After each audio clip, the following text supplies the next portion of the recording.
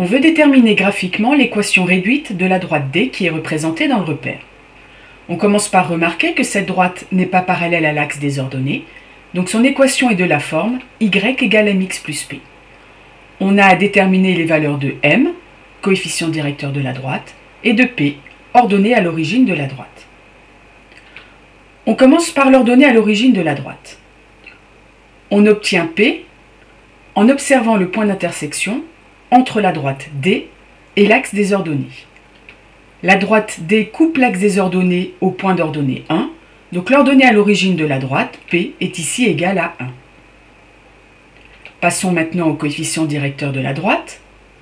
On va rappeler une formule vue dans le cours qui permet de calculer le coefficient directeur de la droite AB, où A et B sont deux points d'abscisse différentes.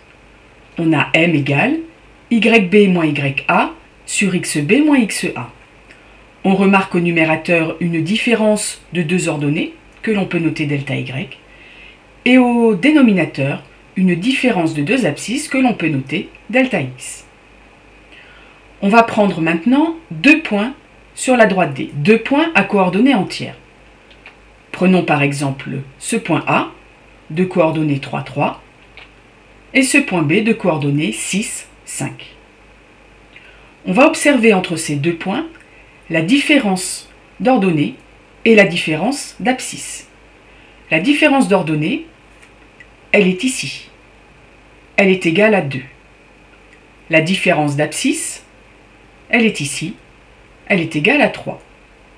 Revenons à ce que l'on a écrit ici sur le coefficient directeur de la droite. Dans ce cas, on a delta Y qui vaut 2 et même plus 2 puisque l'on est monté. Et delta X est égal à 3. Donc le coefficient directeur de cette droite est égal à plus 2 sur 3. On peut maintenant donner l'équation réduite de la droite D. C'est Y égale 2 tiers de X plus 1.